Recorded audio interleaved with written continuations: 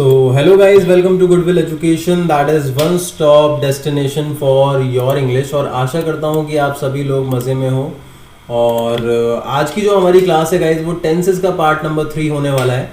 और टेंसेस का पार्ट 1 और 2 मैं ऑलरेडी करा चुका हूँ। अगर किसी भी स्टूडेंट ने वो पार्ट 1 और 2 नहीं देखा है तो मेक श्योर कि आप पार्ट 1 और 2 देख रहे हैं, जिसका जो लिंक है वो आपको नीचे डिस्क्रिप्शन बॉक्स की प्लेलिस्ट के थ्रू मिल जाएगा। और दोनों के दोनों पार्ट देखने के बाद ये पार्ट 3 भी आप कंप्लीट कर सकते हैं, ठीक है। अब ये जो आज का हमारा टॉपिक है दैट इज टेंसेस पार्ट 3, ठीक है। और पार्ट 1 और 2 के अंदर मैंने कुछ बातें ऑलरेडी बता दी थी। तो मैंने कौन सी बातें बता दी थी, लेट मी टेल यू। सबसे पहली चीज की अगर मैं बात करूं तो स्ट्रक्चर ऑफ टेंस क्या होता है ये मैं ऑलरेडी डिस्कस कर चुका हूं, ठीक है। और कितने टेंसेस होते हैं ये भी मैंने डिस्कस कर लिया है, ठीक है। और rule of helping verb with relation, rule of helping wait a minute, relation of helping verb with verb, ये भी मैंने डिस्कस कर लिया है, ठीक है।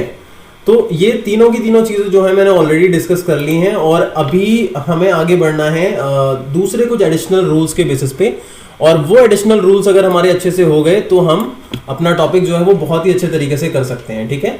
तो चलिए अब आगे बढ़ते हैं, आगे के पॉइंट्स को देखते हैं कि आगे के पॉइंट्स क्या क्या हैं।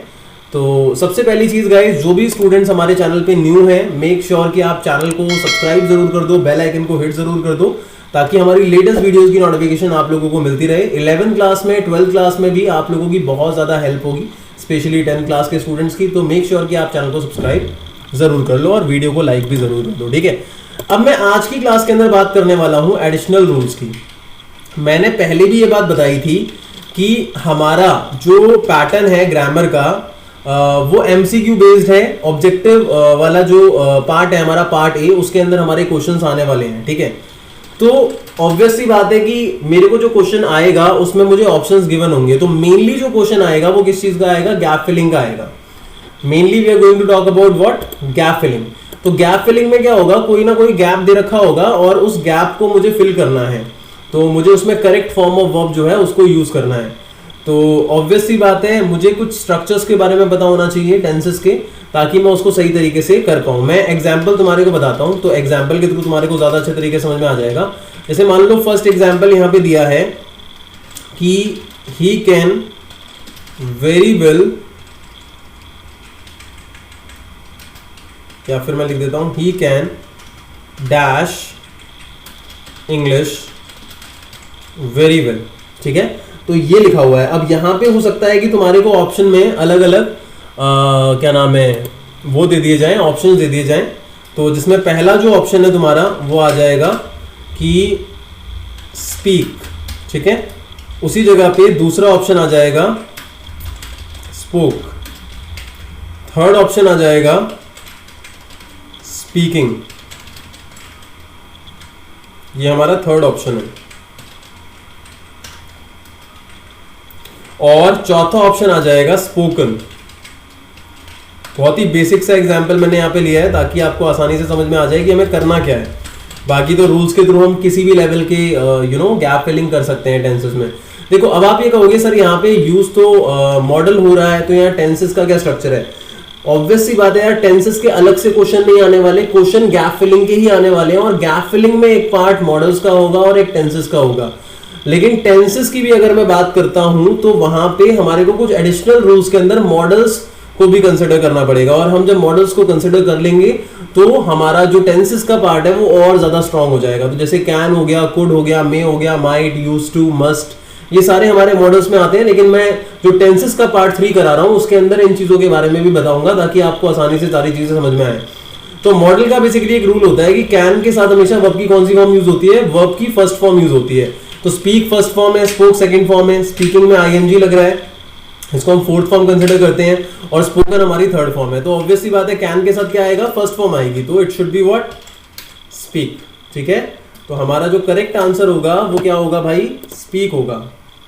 अब मैं यहाँ बताने की कोशिश क्या कर रहा हूं, बताने की कोशिश यार मेरी ये है कि जब भी क्वेश्चंस आएंगे आपके, जब भी क्वेश्चंस आएंगे, आपको क्वेश्चंस परफॉर्म करने होंगे, तो उस टाइम पे कई बार आपके जो हेल्पिंग वर्ब्स हैं वो मिसिंग होंगे गैप के अंदर, जो आपको लगाने पड़ेंगे। जैसे मान लेते हैं यहाँ पे स्पीक मिसिंग नहीं होता, ठीक है, यहाँ पे मान लेते हैं हम स्पीक मिसिंग नहीं होता, बल्कि ही के बाद डैश आ रहा होता है यहाँ पे, ठीक है। अब यहाँ ऑप्शन दिए होते 4, जैसे मान लेते हैं इस बार हमारे ऑप्शन कुछ और आ गए।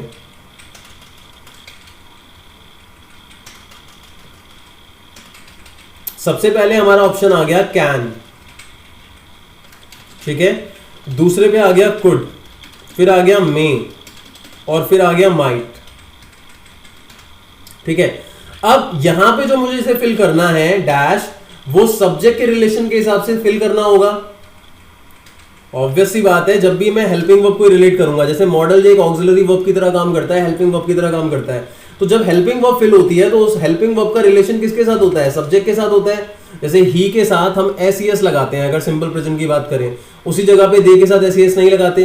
तो यहाँ पे जब हम कोई वर्ब या हेल्पिंग वर्ब फिल करते हैं तो हम किसके बेसिस पे करते हैं? सब्जेक्ट के रिलेशन में ना, क्योंकि जैसे प्रेजेंट कॉन्टिन्यूअस है उसमें इज एम आर तीनों लगा सकते हैं। अब भाई आपसे पूछा गया कि इज लगाना है, एम लगाना है, आर लगाना है, तो आप किस बेसिस पे बताओगे कि इज एम आर में से क्या लगेगा? आप सब्जेक्ट के बेसिस पे ही तो बताओगे। तो आपको इसके बारे में पता होना चाहिए, और ये ऑलरेडी मैं बता चुका हूं पार्ट 2 के अंदर। तो हमेशा ध्यान रखो, जब भी गैप फिलिंग का ये क्वेश्चन आएगा तो इस गैप फिलिंग के क्वेश्चन के अंदर सब्जेक्ट का हेल्पिंग वर्ब के साथ क्या रिलेशन है ये भी पता होना चाहिए, जिससे आप हेल्पिंग वर्ब करेक्ट लगा पाओ। और कई बार हेल्पिंग वर्ब का इस वर्ब के साथ क्या रिलेशन है ये भी आपको पता होना चाहिए। जैसे कि कैन के साथ वर्ब की फर्स्ट फॉर्म ही आती है, ऐसे ही हैज हैव के साथ वर्ब की थर्ड फॉर्म आती है परफेक्ट के अंदर। तो ये सारी चीजें अगर आपको पता होंगी तो आपको कभी भी कोई दिक्कत नहीं होगी। तो यहां तक तो मैंने आपको सिर्फ इतना समझाया है कि हमारे क्वेश्चन किस तरीके से आने वाले हैं। अब मैं आपको कुछ एडिशनल रूल्स के बारे में बताना चाहता हूं, और उन एडिशनल रूल्स को करने के बाद आप ज्यादा अच्छे से समझ पाएंगे चीजें, ठीक है। आप ये चीज ध्यान रखो कि जिस बच्चे ने भी पार्ट 1 नहीं देखा है, पार्ट 2 नहीं देखा है, मेक श्योर पार्ट 1 और 2 जरूर देख लो, तभी आपका टेंसेस का जो ये पूरा का पूरा टॉपिक है वो बहुत ही अच्छे तरीके से होगा। और यार वीडियो को शेयर जरूर करना है। जो भी स्टूडेंट्स यूट्यूब पे बाद में इस वीडियो को देखेंगे, प्लीज यार मेक श्योर कि आप इस वीडियो को शेयर जरूर करें, ठीक है। एडिशनल रूल में सबसे पहले मैं बताना चाहता हूं आपको इन्फिनेटिव का, ठीक है।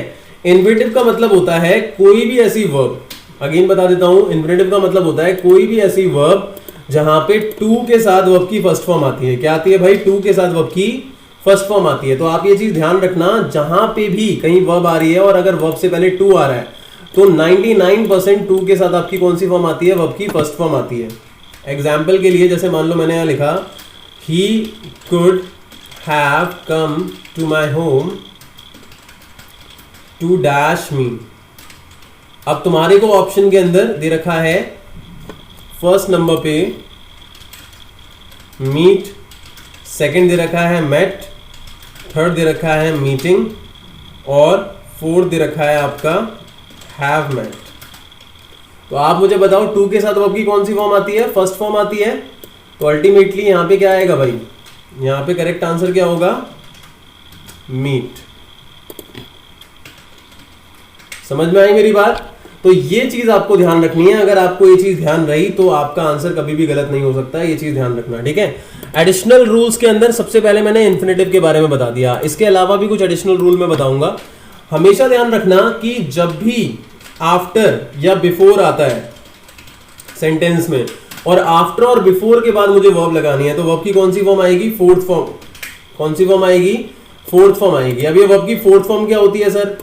वर्ब की फोर्थ फॉर्म तो हमने नहीं सुना, तो वर्ब की फोर्थ फॉर्म कुछ होती नहीं है, लेकिन मैंने यहाँ पे वर्ब की फोर्थ फॉर्म को बोला है जस्ट बिकॉज मैं चाहता हूं कि आपको ये थोड़ा इजीली समझ में आ जाए, ठीक है। तो यहाँ वर्ब की फोर्थ फॉर्म में किसको बोल रहा हूं? जब वर्ब की फर्स्ट फॉर्म के साथ हम आईएनजी को यूज करेंगे तो that will be considered verb की फोर्थ फॉर्म। जैसे अगर गो है तो गो की जो फोर्थ फॉर्म है वो क्या होगी हमारी? गोइंग। अगर गो है तो गो की फोर्थ फॉर्म क्या होगी हमारी? गोइंग होगी। तो जब भी कहीं पे सेंटेंस में आफ्टर या बिफोर आ रहा है और उसके बाद मुझे वर्ब लगानी है तो वर्ब की फोर्थ फॉर्म को मुझे यूज करना है, एंड दैट इज वर्ब की फर्स्ट फॉर्म प्लस आईएनजी, ठीक है। इसके अलावा एक और कंडीशन है और वो है फॉर की कंडीशन, कि कहीं पे भी सेंटेंस में अगर फॉर आ रहा है, कहीं पे भी सेंटेंस में क्या आ रहा है? फॉर आ रहा है, तो फॉर के साथ भी वर्ब की कौन सी फॉर्म आती है? फोर्थ फॉर्म आती है। फॉर के साथ भी कौन सी आती है? फोर्थ फॉर्म, ठीक है। और वर्ब की फोर्थ फॉर्म क्या होती है ये मैं फिर से बता दूं, वर्ब की फर्स्ट फॉर्म प्लस आईएनजी। जैसे मैंने बोला he went home for dash food, अब मुझे वर्ब लगानी है यहाँ पे तो ईट अगर मुझे लगाना है तो ईट नहीं आ सकता, शुड बी ईटिंग। ठीक है, तो ये कुछ हमारे एडिशनल रूल्स हैं जो आप लोगों को पता होने चाहिए। ठीक है, इसके अलावा अगर मैं मॉडल्स की बात करता हूं, इसी टॉपिक के अंदर बात कर लेता हूं। मॉडल्स की देखूंगा मैं, अलग से वीडियो भी बना दूंगा, लेकिन मॉडल्स जो है इसकी अगर मैं बात करूं तो सबसे पहली चीज कैन। तो हमारा जो कैन है वो कब यूज होता, कैन जो है हमारा, उसके साथ वर्ब की कौन सी फॉर्म यूज होती है। मैं रिलेशन वाली बात बता रहा हूं कि कैन का वर्ब के साथ क्या रिलेशन है, उस बेसिस पे अभी मैं इसको डिफाइन नहीं कर रहा। तो कैन के साथ वर्ब की कौन सी फॉर्म यूज होती है, फर्स्ट फॉर्म। कुड के साथ कौन सी यूज होती है, सेम फर्स्ट फॉर्म। मे के साथ फर्स्ट फॉर्म। माइट के साथ फर्स्ट फॉर्म। शुड आया तो same first form. Use to आया तो टू के साथ तो फर्स्ट फॉर्म आती है। इसके अलावा मस्ट के साथ भी वर्ब की फर्स्ट फॉर्म आती है। वुड के साथ भी वर्ब की फर्स्ट फॉर्म आती है। तो इन सब के साथ वर्ब की फर्स्ट फॉर्म आनी है, ये ध्यान रखना। जब भी ये वर्ड्स आ रहे होंगे आपके, तो आपको हमेशा क्या ध्यान रखना है कि क्या आएगा, वर्ब की फर्स्ट फॉर्म आएगी। ठीक है, तो जल्दी से इसे नोट कर लो। जो भी स्टूडेंट्स हैं जिन्होंने अभी तक इसे नोट नहीं किया है, मेक श्योर इसे जल्दी से नोट कर लो। ठीक है, अब होता क्या है, मॉडल्स में भी एक कैटेगरी होती है और वो होता है इसका पार्टिसिपल केस। कौन सा केस होता है भाई, पार्टिसिपल केस होता है।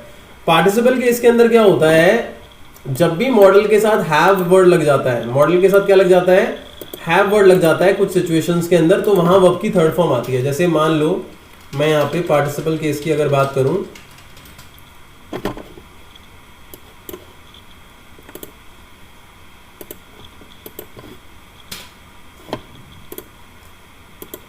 तो कुड की कंडीशन है एक, यहाँ पे एक शुड की है, वुड की है, माइट की है, मस्ट की है।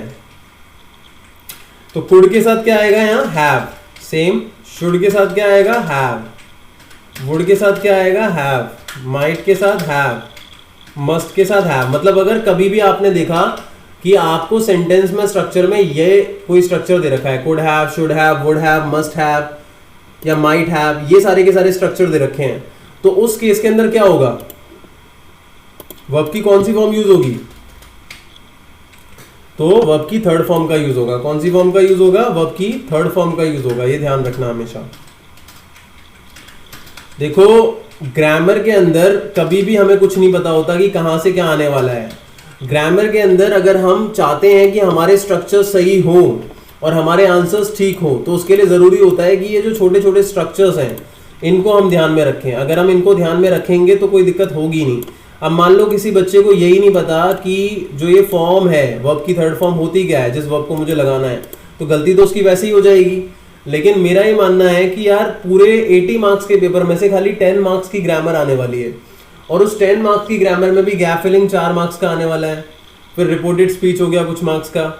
तो बच्चे ग्रामर की प्रैक्टिस करते हैं, अच्छी बात है, लेकिन ग्रामर की प्रायोरिटी जो है आपकी वो होनी चाहिए लास्ट। जब आप लिटरेचर को बहुत ढंग से कर लो, जब आप राइटिंग सेक्शन को बहुत ढंग से कर लो, जब आपकी ग्रामेटिकल मिस्टेक्स नहीं हो रही है कंपोजिशन में, तब। क्योंकि बच्चे अगर यही करने लग गए, सिर्फ और सिर्फ यही करने लग गए, तो होगा क्या बाद में। होना सिर्फ इतना सा है कि आपके ग्रामर में तो चलो मार्क्स आ जाएंगे और फिर भी प्रोबेबिलिटी रहेगी, क्योंकि लिटरेचर इज समथिंग जो कि हमने पढ़ी है और जहां एक्यूरेसी आ सकती है। लेकिन ग्रामर में 10 में से मेरे एट द एंड 7, 8 या 9 मार्क्स आने वाले हैं। ठीक है, तो लिटरेचर में अगर मैं स्कोर नहीं कर पा रहा हूं और सिर्फ मैंने ग्रामर पे ही ध्यान दिया, तो at the end there won't be any benefit. मेरा ये मानना है पर्सनली। ठीक है, तो जो भी स्टूडेंट्स हैं इन रूल को अच्छे तरीके से लिख लें। अब मेरा जो पार्ट 4 होगा, उस पार्ट 4 के अंदर मैं एक एक्सरसाइज लेके आऊंगा, उस एक्सरसाइज को मैं सॉल्व करवाऊंगा और यहाँ पे हमारा जो टेंसेस का टॉपिक है वो पूरे तरीके से खत्म हो जाएगा। जो भी स्टूडेंट ये 4 पार्ट कंप्लीट कर लेगा उसको टेंसेस में कोई दिक्कत नहीं आएगी। जो भी क्वेश्चन आपके बोर्ड एग्जाम के अंदर आएंगे आप उनको फोड़ के आओगे। तो गाइज मेक श्योर अगर आप ये वीडियो यूट्यूब पे देख रहे हो तो आप इस चैनल को सब्सक्राइब जरूर कर लो, बेल आइकन को जरूर हिट कर लो, ताकि हमारी लेटेस्ट वीडियोस की नोटिफिकेशन है वो सबसे पहले आप लोगों को मिलती रहे। तो thank you so much for watching this video. You were watching Goodwill Education, that is one stop destination for your academics.